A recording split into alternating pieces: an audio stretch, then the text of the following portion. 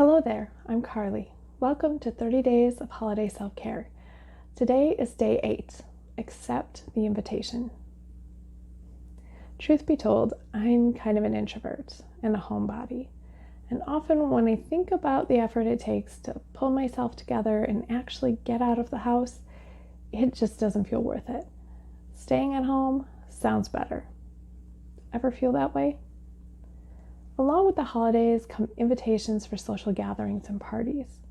And with everything else you have on your plate, potentially bad weather, unmet childcare needs, and so on, it can be really tempting to look for an excuse not to accept. As a parent caregiver, you probably have really legitimate and understandable reasons to refuse.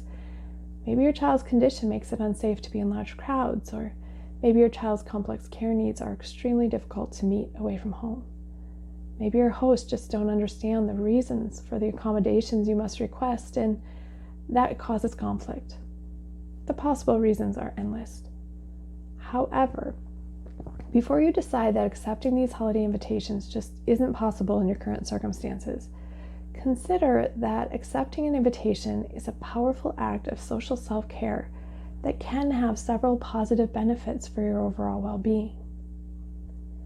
When you accept an invitation, it communicates to your host that they are important to you and you're willing to make an effort to stay in touch.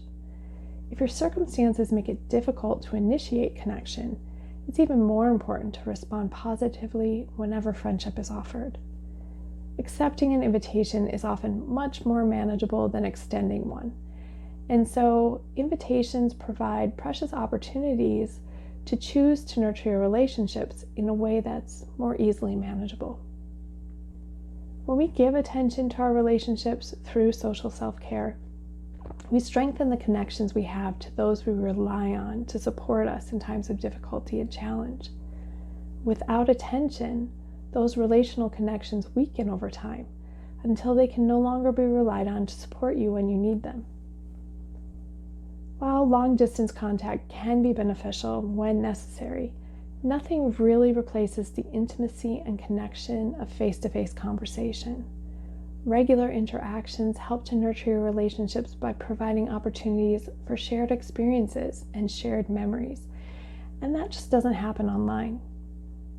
Sometimes those who you thought would be there for you no matter what don't step up the way you expected.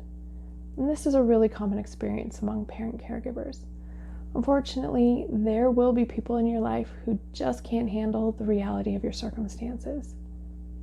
However, it is also common to interpret their absence as a lack of caring, when in reality you might not be allowing them to get close enough to see what you need and how they can help.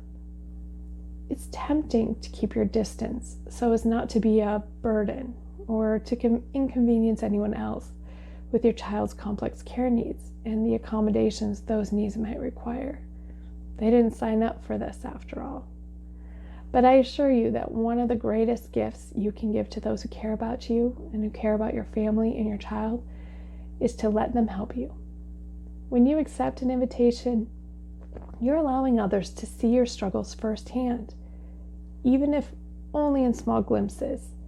This will allow them to gain a clearer perspective and a better understanding of your needs, and as a result, they will feel closer to you, and they will have a much better idea of what they can do to step up and support you. It is so easy to react to an invitation by thinking first of the effort it will take to accept. But if you give in to your first instinct to refuse, you might never experience the positive benefits that social interaction could provide, and not even realize what you're missing before it's too late. Your friends and family are inviting you to be part of their holiday celebrations because you are important to them and they want you to be there. They're not afraid of your circumstances and they genuinely want to support you.